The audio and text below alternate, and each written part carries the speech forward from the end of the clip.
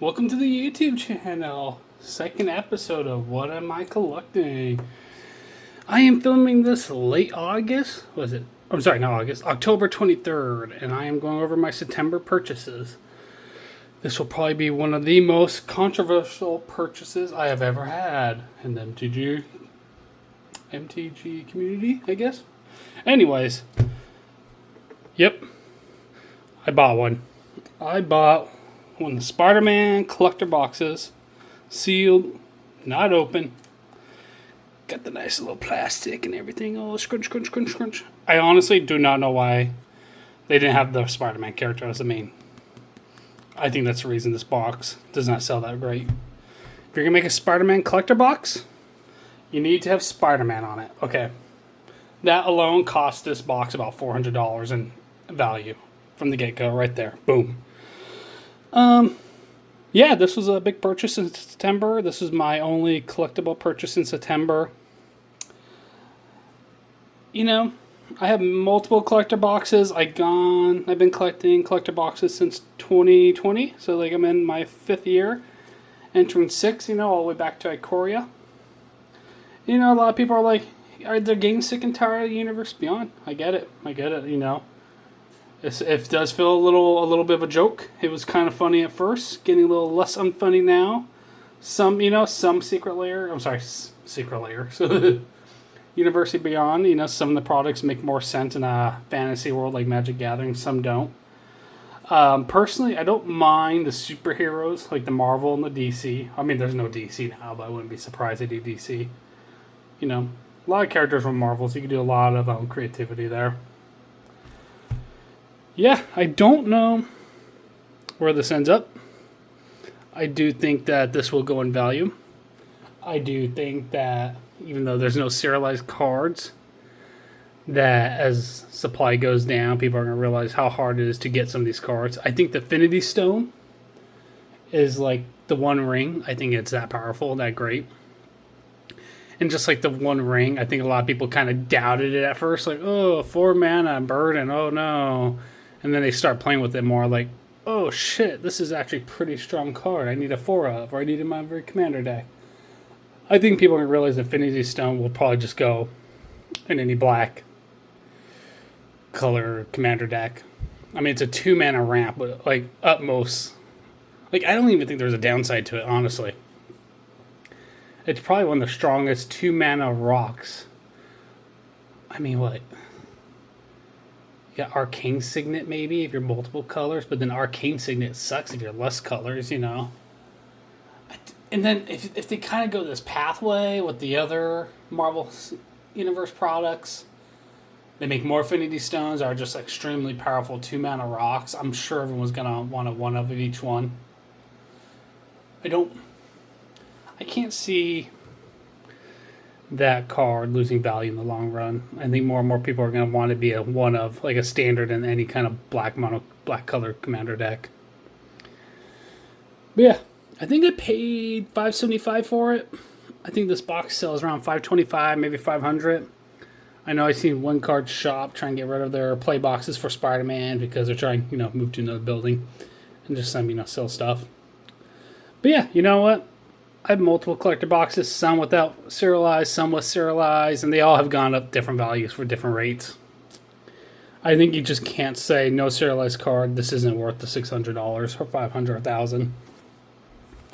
I think as more of these get off the shelf and, if Spider-Man comes out, Marvel comes out with some other hit products, this is going to be more popular. Yeah, I don't have any regrets buying this. It'll go in my... Oop, bumped the camera. It'll go in my collection. It'll stay there. Hopefully another few days after I get this uploaded, I will get my October collection video out. That'll be a little more interesting where I'm heading with that direction. Because this was such an expensive purchase, this is like my only real collectible item I bought in September. Where in October, I had a little more variety there with some things and some opportunities. But yeah, I guess, am I going to get the Avatar collector box? That's a very good question. I don't know. If I had the money, I would get one of each collector box, but because I don't, I got to be a little picky and choosy there. I do feel stronger about Spider-Man than over Avatar in the next 5, 10, 15 years. Because we already seen multiple secret layers of Marvel. We already know another Marvel set will come out. So I do get a little feeling that that will do better long run than Avatar. But I think Avatar is a good show. I mean, I enjoyed the Avatar Last Airbender. But yeah. And I guess, like, I wonder how much more of this University Beyond products we'll have to go through until we kind of, like, get to the end.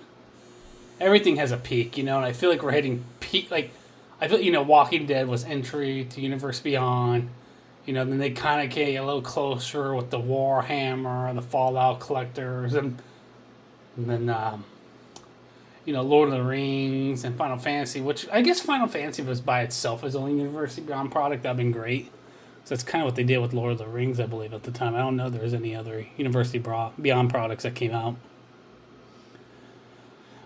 But, yeah, it just feels like they're cramming more. UT people point out, like, yeah, half the mix of 2026 is all Universe Beyond, And maybe Wizard Coast will realize, yeah, that might be a little too much. Maybe one or two, not half, I think the secret layers, like the Sonic one, I think everyone loved that, just 5 cards, Sonic, put them in the rest of my deck, done. I think the secret layers, having some main characters, works perfectly fine.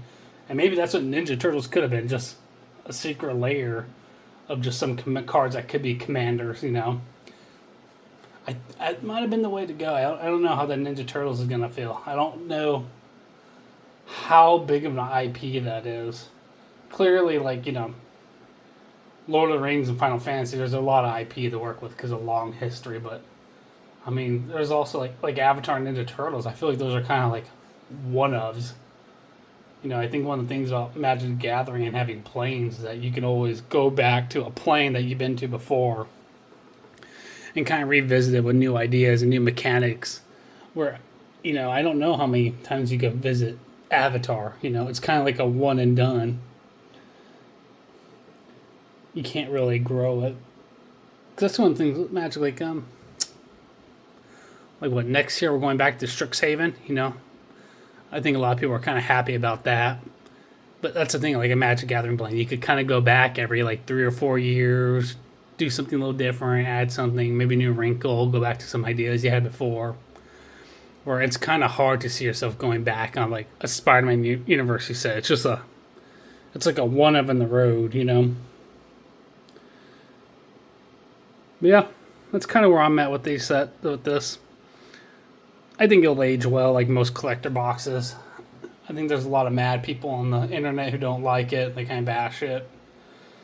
But, you get your seasons, your ups and lows, and maybe this is just kind of a weird low season for Magic the Gathering with too much University Beyond. And, we'll get over the season, and then we'll reminisce back about the days when everything was a Magic the Gathering card, when you could have had your SpongeBob Final Fantasy Teenage Sonic Mutant deck, Dora the Explorer, and Teletubbies. It'll be a time. We'll reminisce about it. But yeah, this is going in the collection.